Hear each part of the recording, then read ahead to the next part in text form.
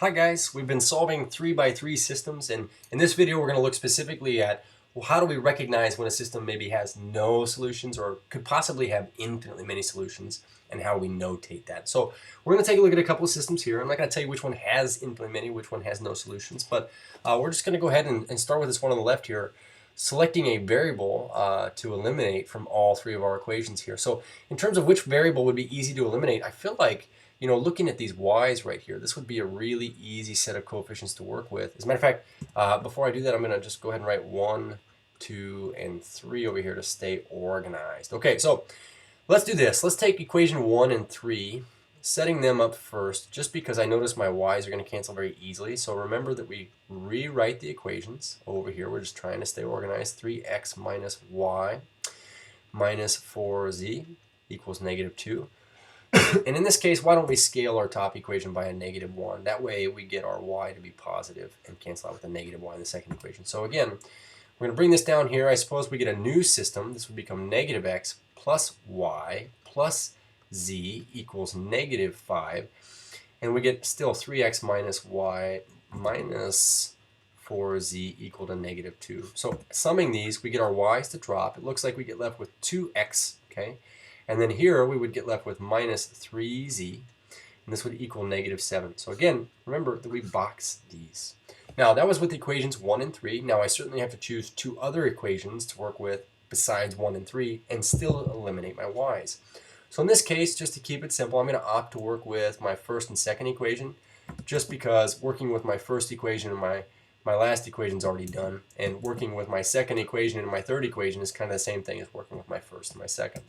So we are going to set it up. Ready? 1 and 2. Go ahead and rewrite them. X minus y minus z equals 5. This equation here is 4 x's minus 4 y's minus 4 z's, and this is equal to 15. So in this case, I'm going to scale my top equation by a -4 so that I can get my y up here to have a +4 as a coefficient. So rewriting our system below, we have -4 x's, +4 y's, +4 z's, and this would be a -20 as our constant value.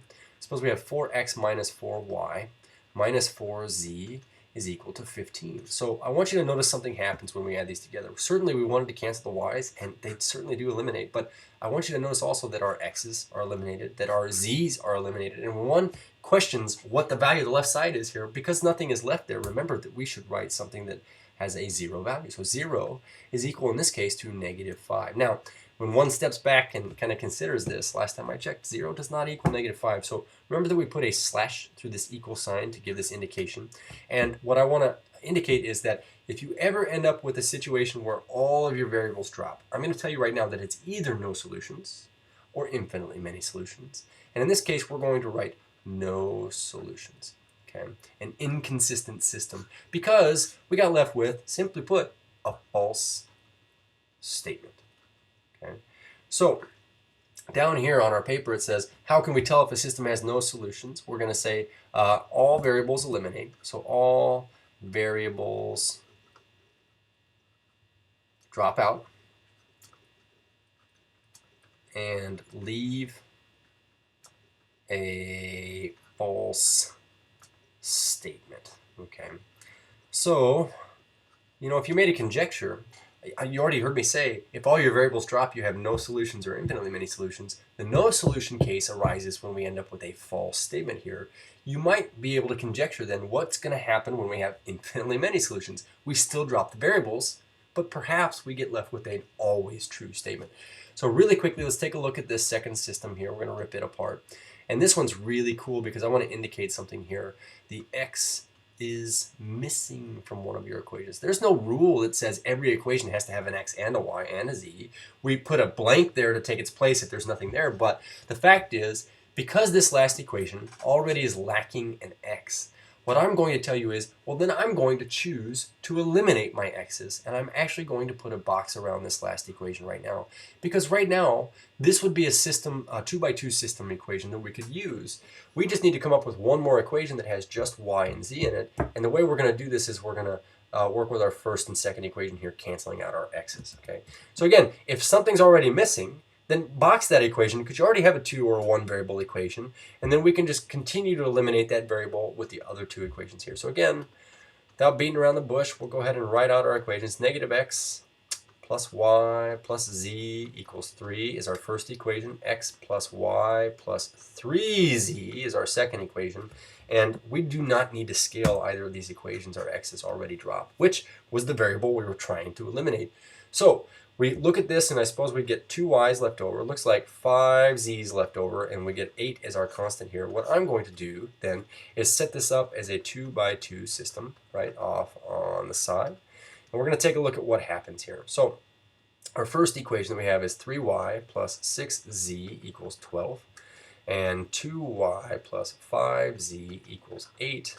I don't know, maybe this one actually does work out, and I've put a wrong one on here, but let's go ahead and check out what is going to happen with this one here. So eliminating x, y's or z's, I think it's a little bit easier to eliminate our y variables here, and it looks like we're going to have to scale both of our equations. So let's do this. Let's scale our top equation by a -2 and our bottom equation by a +3. What's going to end up happening is we're going to get our y's to have opposite coefficients. So writing this down here, I suppose we end up with -6y, -12z's, and -2 times +12 is -24. Our second equation would be +6y plus 15z's, and this is equal to 24. So checking this out, I suppose our y's drop. We get left with 3z's, and this is equal to 0. So I lied. In this case, this isn't infinitely many solutions, looks like. It looks like we do have a z variable here. Let's go plug this back into any of our original equations in this 2